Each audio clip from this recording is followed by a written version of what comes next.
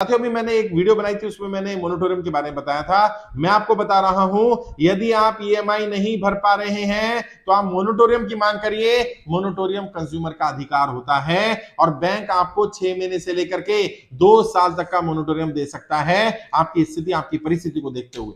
और मोनिटोरियम में कौन सी कैटेगरी लेनी है? मोनिटोरियम में वो लेना जिसमें आपका जो ईएमआई जा रहा है वो तो आप नहीं भरेंगे, लेकिन आप इंटरेस्ट पे करने को तैयार हैं। ये रिक्वेस्ट करिएगा उनको कि मैं इंटरेस्ट पे करने को तैयार हूं, इंटरेस्ट फ्री मोनिटोरियम नहीं चाहिए मुझे। अब होगा क्या, कहते आपकी इंस्टॉलमेंट हाउसिंग लोन चल रहा है, मान लीजिए 50,000 की 1 लाख रुपए की आपकी ईएमआई जा रही है और आप 50,000 1 लाख रुपए नहीं भर सकते, आप 1,000 2,000 5,000 रुपए तो भर सकते हैं ना। उसका इंटरेस्ट इतना ही बनेगा, 1,000 2,000 रुपए, 1,000 2,000 रुपए भर दीजिए। अगले महीने 2 इंस्टॉलमेंट का हो जाएगा तो 2 का 2,000 रुपए के बजाय 4,000 हो जाएगा।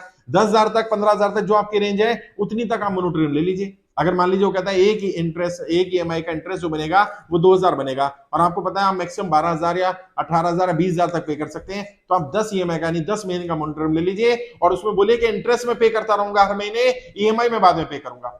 और 10 महीने में आप अपनी व्यवस्था करके ईएमआई का अमाउंट जो 10 महीने का बनता है अगर वो इकट्ठा कर लेंगे तो वो ईएमआई का एक साथ अमाउंट जमा करा दीजिए, आगे की ईएमआई कंटिन्यू कर लीजिए। ना आपके ऊपर पेनल्टी लगेगी, ना सरचार्ज लगेगा, ना आपका अकाउंट एनपीए होगा, ना आपकी प्रॉपर्टी पर कोई कब्जा करेगा, ना आपको कोई नोटिस आएगा, किसी तरह की कोई परेशानी नहीं होगी और आपका सिविल भी खराब नहीं होगा।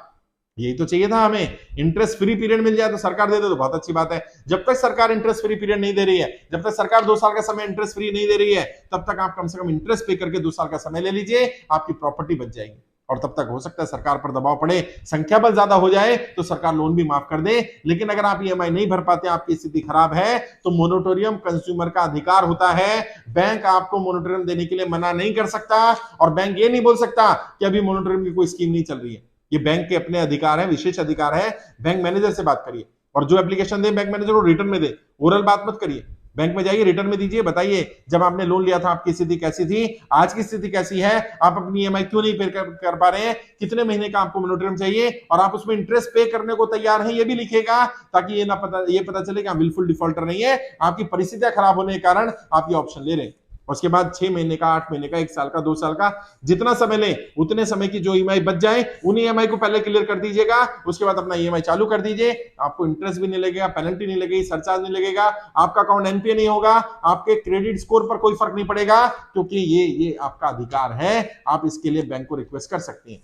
अपनी आर्थिक स्थिति के बारे में बताइए। जब आपकी आर्थिक स्थिति अच्छी थी तभी तो लोन मिला होगा, आपका सिविल स्कोर अच्छा रहा होगा, आपकी परिस्थिति अच्छी रही होंगी, आपने कुछ महीने ईएमआई पे करी होगी। आज नहीं पे कर पा रहे हैं तो आज क्यों नहीं पे कर पा रहे हैं बताइए, और उसमें लिखिए सरकार की कौन सी गलत नीति के कारण आप अपनी ईएमआई नहीं पे कर पा रहे। नोटबंदी के बाद, लॉकडाउन के बाद, जीएसटी के बाद, व्यापार बंद हो जाने, व्यापार कम हो जाने, नौकरी छूट जाने, जो भी कारण रहा हो उस कारण को विस्तार में लिखिए। और अगर आपकी जेन्युइन स्थिति हुई तो बैंक को जरूर उसको कंसीडर करना पड़ेगा। अगर बैंक आपका लेटर लेने से मना करता है उसकी रिकॉर्डिंग करिए। अगर बैंक आपका लेटर नहीं लेता उनको बोलिए रिटर्न में दीजिए कि मैं लेटर नहीं ले रहा हूं, ताकि हम आपकी कंप्लेंट आगे आरबीआई में कर पाए, आगे वित्त मंत्रालय में कर पाए।